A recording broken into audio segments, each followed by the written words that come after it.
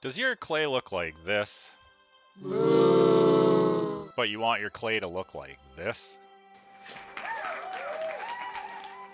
Hey everyone, it's Andrew from Red Circle Pottery. Stay with me for the next minutes and you should have everything you need to improve your clay centering. So I thought I'd do my part and help teach you what I know about centering. I know there's a lot of information out there already. There's some long videos. I'm not sure that they need to be 35 minutes. So my goal today is to see what I can share in hopefully what should be 5 minutes. I rarely spend more than 30 or 60 seconds centering, so I don't think we need to dedicate a lot of time to talking through what should ultimately be a fairly simple process. So there's just a few things I want to share with you that really are the key to really unlocking being able to center quickly and efficiently, and then that allows you to move on to the other things that you should be doing, like making pottery and pulling up the walls and doing all the other fun things like trimming and glazing and the good stuff that you want to get to.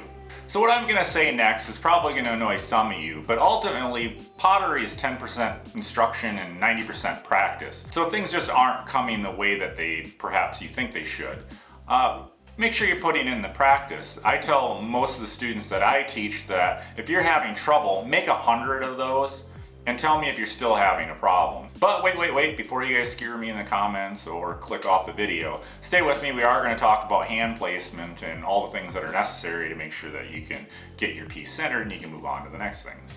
Okay, so join me as we get to the pottery wheel and we talk through some of the things that are needed to get this clay centered. Okay, so here we are at the wheel. And I think the great place to start is 1 pound of clay. I think so many things can be made from 1 pound of clay. I think it's something you don't use up a lot of clay, but you also get to work with the amount that you're going to be needing for projects like mugs and little cups and bowls and things of that nature. So I think a pound is really great. So I would recommend consistently throwing 1 pound. So this is one thing I kind of failed to mention earlier, which was be consistent in your practice. And so if you're going to throw 8 ounces and then 12 ounces and a pound and then back to 8 and you're bouncing around between weights, you're not really doing yourself any favors because you want to get used to the idea and getting your hands, the muscle memory that's needed for consistently throwing the same amount of clay. And then when you get better, then you can switch things up and you'll learn that throwing 5 pounds is very much different than throwing 1 pound, and it's very much different than throwing 8 ounces.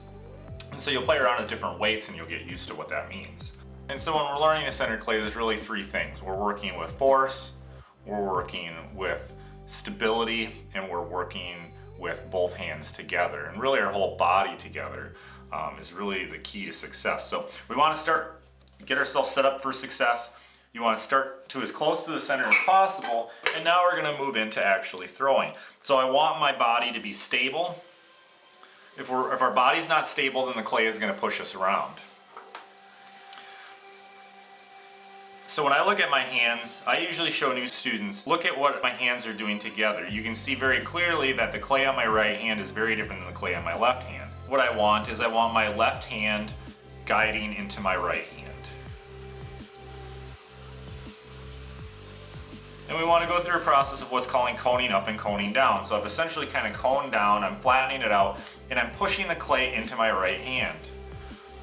And if my right hand is stable and not going anywhere, the clay, when you're moving it, doesn't have, it can only go certain directions. And so the clay can either come up or it can go down. Well, if it goes down, hitting the bat, it has no choice but to then go outwards. So this is a really important thing to keep in mind, is that as you're centering and figuring out where the clay is going to go, you have to keep in mind that you're ultimately guiding it where it needs to go.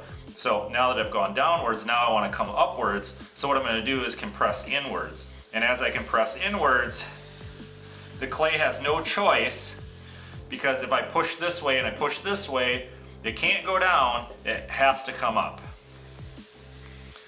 And what I'm doing is I'm essentially guiding, I'm rounding it off on top, and I'm really just guiding it upwards and smoothing out the sides. And so now I've coned upwards. And now I'm going to cone down again.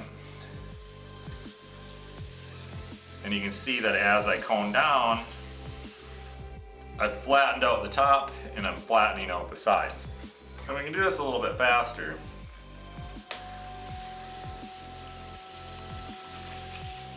So we've coned up a little bit and now we're going to cone back down. And we're just gonna go through this a few times. And as we get better, those movements become shorter and shorter, so my coning up and coning down is sort of all happening all at once. And I'm oscillating back and forth. So that's really it. I provided a stable platform for my body to work from. I've learned to use two hands together. If I need to like figure out how to lock them together, do something where your hands are together. It's not just like this and I'm gonna like press it into place. I see a lot of this. And this isn't what we want. This isn't gonna get us anywhere. You're not strong enough to be able to push that clay into place where it needs to go. So what we need to do is we need to get both hands really working together.